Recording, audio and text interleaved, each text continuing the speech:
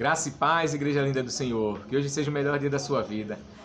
Hoje a gente vai tratar sobre igreja. Algum tempo atrás eu vi uma pessoa que eu conheço, que não está mais nos caminhos do Senhor, que se distanciou, fazer uma postagem em uma rede social que dizia o seguinte, a sua frase, o seu enunciado: a igreja é o único exército que mata os seus soldados. E isso me chamou a atenção. Eu discordo completamente. Eu entendo o que ele quis dizer, mas é em cima disso que a gente vai meditar. E eu queria, nessa meditação, a gente poder fazer algumas perguntas, poder analisar um pouco.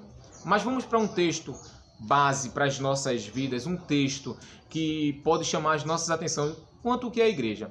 Paulo escreve para a igreja de Éfeso uma carta e no versículo 27 do capítulo 5 ele diz o seguinte: para apresentar a si mesmo uma igreja gloriosa, uma igreja sem mácula, uma igreja sem ruga, uma igreja santa e uma igreja sem defeito.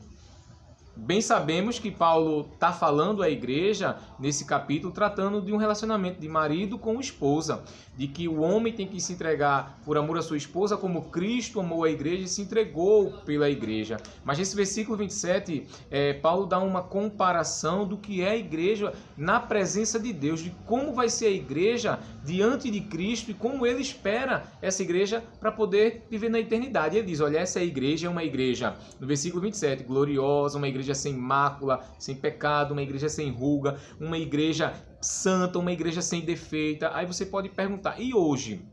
Que é uma pergunta muito boa. Existe igreja sem defeito?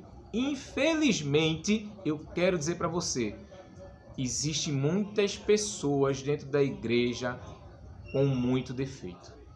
Mas felizmente, a igreja do Senhor é uma igreja do qual nós entendemos e compreendemos pelo princípio bíblico que é uma igreja separada para viver com Cristo e para Cristo. Não entendeu? Vamos lá. A gente sabe que a igreja é composta por pessoas que um dia entregaram a sua vida a Jesus.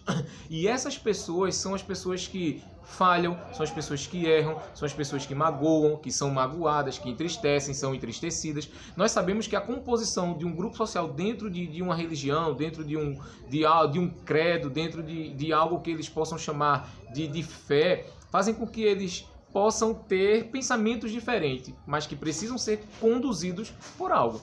E dentro do meio cristão, dentro do meio evangélico, nós somos conduzidos pela presença do Espírito Santo, somos conduzidos pela palavra do Senhor e somos conduzidos pelo próprio Deus que fala aos nossos corações. A gente sabe disso.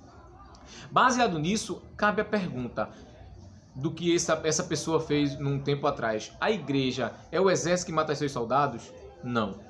A igreja de Cristo, diz a palavra do Senhor, que as portas do inferno não prevalecem contra ela. O próprio Jesus vai dizer isso. A igreja do Senhor é uma igreja que se prepara para andar em perfeição. Agora, claro, existem pessoas, eu falei isso há pouco tempo, existem pessoas falhas. E são essas pessoas que acabam magoando, são essas pessoas que acabam se chateando. Eu entendo que essa pessoa, ele está falando do que acontece dentro das igrejas. O próprio Jesus vai dizer para a gente que existem lobos vestidos de ovelha, existe joio no meio do trigo. Nós sabemos que existem pessoas que fazem coisas erradas, mas essas pessoas não estão seguindo os preceitos bíblicos. Essas pessoas agem por impulso, por momento, por circunstâncias, por dificuldades, mas não pela palavra, porque aquele que anda na palavra ama o próximo, cuida do próximo, pode até errar, porque somos seres humanos, somos pecadores e na condição de pecado, como acidente, não como prática, nos faz muitas vezes errar. Mas a diferença é que a gente pede perdão, a gente se reconcilia, a gente não pratica mais. Então, queridos, a igreja tem pessoas falhas.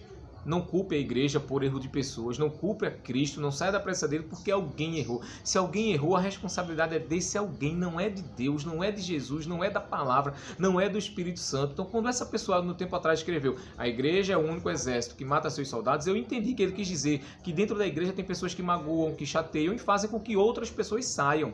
Tudo bem, isso infelizmente notório, acontece, mas não é esse o ideal da igreja, não é esse o princípio cristão, não é isso que Jesus nos ensina. Então deixa eu dizer uma coisa para você, a igreja é o lugar de cuidado, de amor, de carinho, de atenção, de transformação, de ver o poder sobrenatural de Deus, de alguém que estava no pecado, não está mais, alguém que matava, não mata mais, que roubava, não rouba mais, que se prostituía, não se prostitui mais, alguém que vivia em meio às drogas, não se droga mais, alguém que estava perdido no pecado de raiva, de ódio, de rancor, qualquer uma outra coisa. Cristo vai, através da palavra, muda essa pessoa vive no convívio cristão, bíblico, não cristão, de achismo, porque eu acho que eu sou crente, eu acho que eu sou cristão, não é bem isso.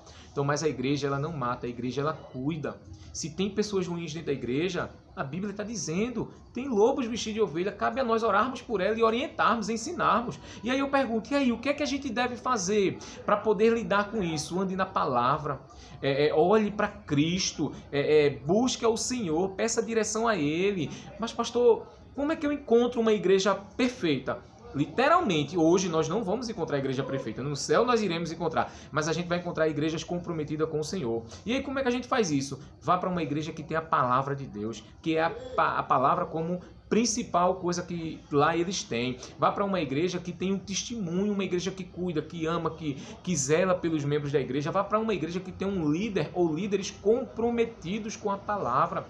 Você vai ver, você vai saber, você vai conseguir identificar. Mas a Bíblia também nos ensina que é importante nós conhecermos a palavra para poder comparar o que é certo e o que é errado. Então, queridos, essa pessoa pode até ter dito que a igreja mata os seus soldados, mas não mata. A igreja, ela cuida.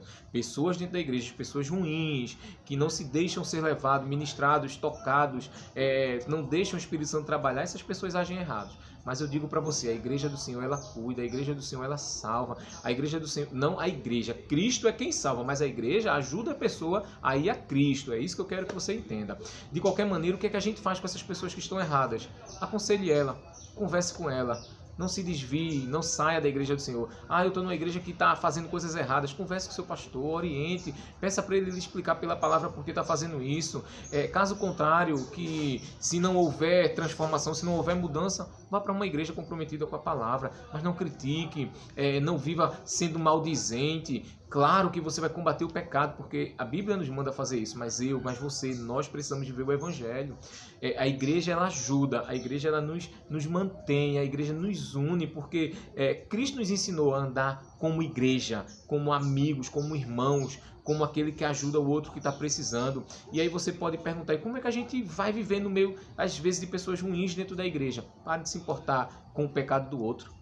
Viva a sua vida. A sua vida é muito importante para você estar se preocupando com a vida dos outros. Por mais difícil que seja o erro do outro, quando você presta atenção no erro dele, você deixa de olhar para a sua vida. Você deixa de olhar para o alvo que é Cristo. Viva com Cristo. Eu vou te dar 2 segredos para finalizar. Fidelidade e obediência é o que Deus quer da gente. E aí pode querer de mim, de você e de outros. Mas Ele está cobrando de mim o respeito, o amor, o carinho, a fidelidade e a obediência. Se eu fizer a minha parte, eu vou ganhar o outro também para Cristo. Que Deus te abençoe poderosamente. Amém?